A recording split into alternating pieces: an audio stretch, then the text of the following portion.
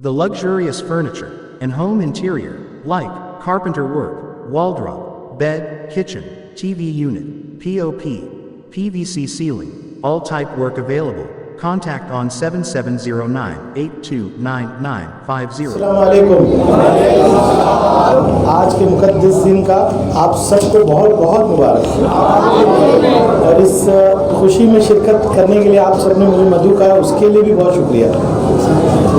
मौलाना साहब ने आज तवील तरीके से बताया कि भिवंडी में किस तरह से काम हो रहा है, लेकिन मौलाना साहब ये शुरुआत है, शुरुआत। इससे पहले 15 साल हम लोगों के यहाँ कौन आमदार था, क्या करता था, कभी मालूम नहीं पड़ा।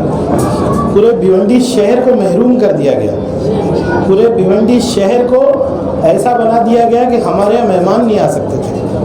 आज अली ताकिब साहब आए हैं मेरे साथ गोवंडी से, ये हमेशा आपकी कम्युनिटी से मुझे जोड़े रखते हैं। मेरा अल्लाह गवाह है कि बड़ी जिम्मेदारी से मैं 16 साल से या तो नगर से कोई आमदार हूँ, अपनी जिम्मेदारी मैं निभाने की पूरी कोशिश करता हूँ। लेकिन भिवंडी के जो हालात थे, चाहे हमारी शांति नगर का रोड हो, चाहे हमारा कोई शेड हो, चाहे हमारी स्कूल हो, चाहे हमारे बम्बई में जाने वाले आने वाले रास्ते हो, ये तमाम चीज़ों को जो है 20-25 साल से ऐसा रखा गया था कि शहर पहचानने में नहीं आता था। अब आज इस मुक़द्दस दिन में एक और खुशखबरी मौलाना साहब आई है और मैं इसको यहाँ पर बयान करते हुए मुझे बहुत खुशी होती है, क्योंकि आज एक बहुत ही ख़ास दिन है। मैं एक स्कूल में के प्रोग्राम में था और मुझे सरकार की तरफ से एक ख़त आया। हमारा जो IGM अस्पताल है, जिसको लावारिस छोड़ दिया था कॉरपोरेशन ने, जो यहाँ के नगर सेवक थे, उन्होंने लूट कर सरकार को दे दिया कि आप तुम चलाओ। जब दिया, ना उसके कागज़, ना उसमें कुछ काम, ना कोई मशीनरी, और कहा सरकार चलाए। ना ही उस ज़मीन को सरकार को हैंडओवर किया।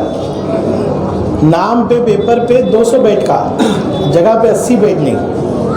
अब सरकार ने शर्त रखी थी कि पहले ज़मीन सरकार के नाम पे करो। मुझे 2 साल लगा उसको, ज़मीन को उसके नाम, सरकार के नाम पे करने के। उसके बाद जो है सरकार को उसको 200 बेड का बनाने के लिए 22 करोड़ रुपए की लागत लग रही थी। अब आज के दिन जब मैं वहाँ प्रोग्राम में बैठा था, तो सरकार का, जिसको GR कहते हैं, फरमान कहते हैं, वो मुझे आया कि भिवंडी शहर को 22 करोड़ 10 लाख रुपए हम दे रहे हैं। तो आज का दिन आप लोग याद रखिएगा जब IGM बनेगा कि रईस शेख ने आकर इसी मोहल्ले में इस मुक़द्दस दिन पे अनाउंस किया था कि सरकार ने शहर को 22 करोड़ 10 लाख रुपए दिए और आने वाले दिनों में उसका काम शुरू होगा और वहाँ पे 200 बेड के हिसाब से सहूलियात मिलेगी। और एक खुशखबरी है, आज बहुत मुक़द्दस दिन है। मैं जब वहाँ बैठा था तो मुझे ये फ़ोन आया कि जो 22-62 स्कूल के सामने ग्राम पंचायत की जगह है, क्या जिला परिषद की जगह, वहाँ पे सरकार 250 स्क्वायर मीटर की जगह उर्दू घर के लिए दे रही है। और यकीन मानिए 2 साल में हमने करके दिखाया। 2.5 साल तो कोविड में गुजर गए। कोविड में भी हमारे सब साथी मिलकर भिवंडी शहर की खिदमत में लगे रहे। आप सब बहुत समझदार लोग हैं। मैं चाहे मदनपुरी में साथ आप लोगों ने दिया, गोविंदी में तो बहुत साथ दिया, यहाँ भी दे रहे हैं। आप लोगों को मेरा सफ़ीर बन के पूरे भिवंडी शहर को बताना होगा कि अब मुसलमान बिकेगा नहीं। वहीं पे BJP के MP का एक आदमी आकर कब्रिस्तान में बैठता है, हमारे कुछ लोग उसको ले जाते हैं। क्या हमारे कब्रिस्तानों में रईस शेख काफ़ी नहीं है कि काम करने के लिए? 10 साल गुजर गए, यहाँ पे कोई देखने नहीं आया। इसी कब्रिस्तान में सामने कई लाख की लागत से आज कब्रिस्तान में इस तरह से पूरे कब्रिस्तान में शेड है।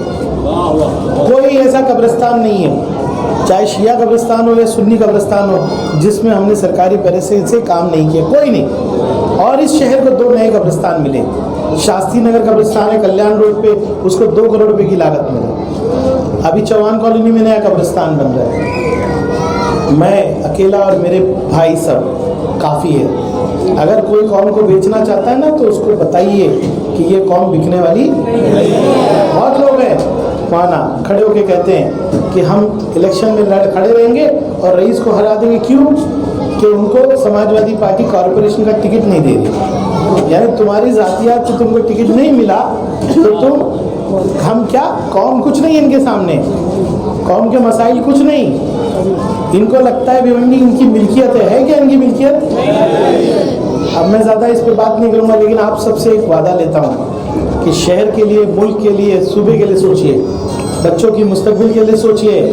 बहुत जिम्मेदारी है हम पे, मुल्क की हवा बदल रही है, लेकिन हम मुत्तहिद रहे और दूसरों को भी जोड़ना है हमको। हमें हमारे हिंदू भाइयों के साथ अच्छा पेश आना है। हमें ऐसा मिसाल देना है कि अगर लोग जाकर देखते हैं कि बालकेश्वर और बड़ी बड़ी शहरें हैं, तो लोग आके देखेंगे कि भिवंडी शहर भी है जहाँ पे भाईचारा है। और हमारे साथ 20 साल नाइंसाफ़ी हुई होगी, हमारे इलाकों में काम नहीं हुआ, लेकिन रईस शेख अगर कब्रिस्तान बनाता है तो शमशान भूमि भी बनाता है। अगर आधी रोटी हमको मिलती है तो आधी रोटी ले जाके हमारे भाइयों को भी देता हूँ। कल मैं कालेर में था मैं, और मैं एक मुसलमान हूँ, और देश में बोला गया कि हिंदू मुसलमान अब बांट लो। जब रईस शेख के बड़े बच्चे, जो पूरे गांव के बच्चे आके पाँव छू रहे थे, तो मुझे लग रहा था कि नहीं, मैं तो पाँव छूना मना कर रहा हूँ सबसे, लेकिन मुझे लग रहा था कि अगर जीतना है तो अच्छे किरदार, अच्छी ज़बान, आज ग्रामीण में, अलग अलग इलाके में, अलग अलग। मैं उस दिन गया हज़रत, सुबह मुझे फ़ोन आया कि नहीं आपको आना है।